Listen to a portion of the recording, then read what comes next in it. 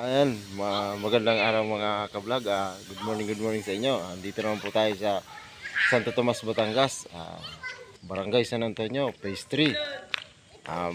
Bisitahin natin yung ginagawa natin ditong Coblight Design. Yan. Pakisubscribe na rin ang aking munting YouTube channel para makatulong na rin po sa pag-angat. Maraming po salamat. Thank you sa inyong lahat sa inyong panonood. Samahan niyo po ako. Let's go. Yes, good morning. Bisitahin natin yung ginagawa natin na Coblight Design dito sa Santo Tomas, Batangas, Lima Brosa, Phase 3. Ayan, atin. Ayan, ito po yung ginagawa namin na Coblight Design. Yan, lahat po na Coblight na namin, na nalagay na po din namin yung siding. Ayan,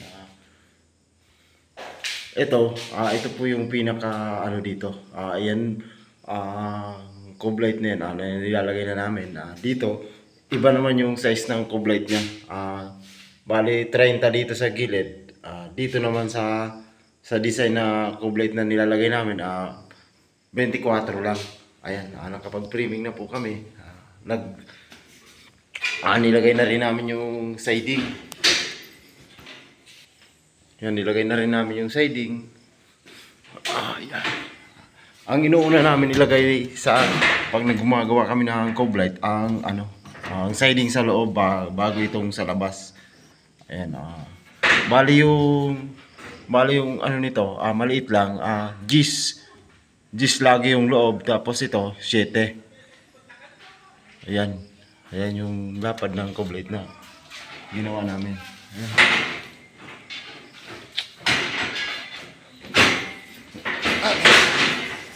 Dito naman, nakapag-framing na kami ng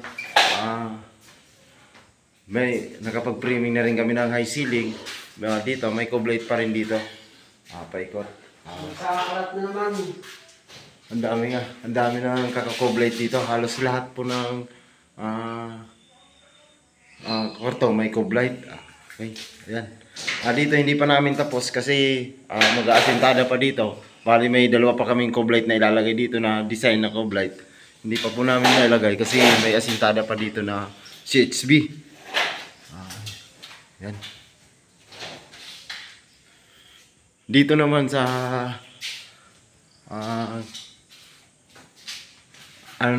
PVC panel yung ilalagay namin.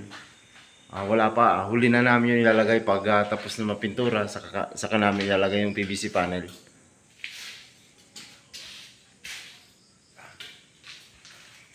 Ito bali parang shadow cube lang yung mangyayari kasi strip light lang naman ang ilalagay dyan. Yan, ayan na. Nagawa na natin yung Coblight design. Bali 24 lang yung lapad dyan. Pupupum.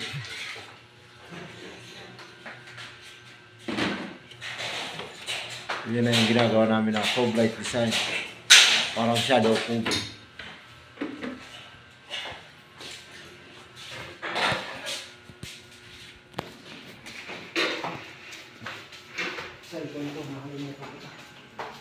Ito na yung pinaka yung design na cube na ginagawa namin nung nakaraan na nagpe-framing kami. Ito na. Nabuo na siya. Bali pintura naman lang ang kulang. Ayan, bisitahin naman natin yung dito sa taas. Tingnan natin ito.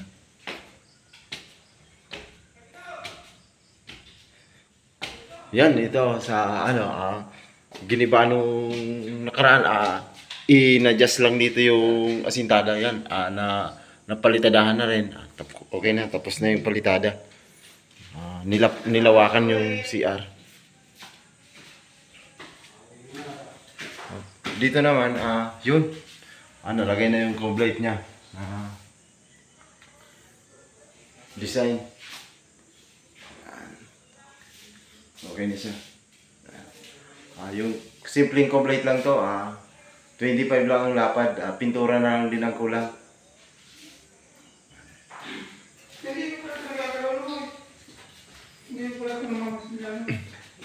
Yung hamba, nalagay na rin.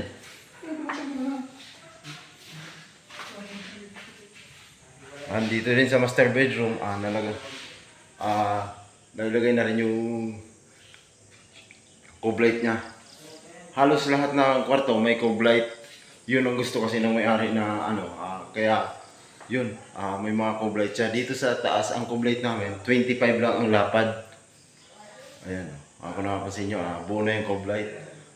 Bali, pintura na lang nagiging kulang sa kanya para matapos namin ito. Yan.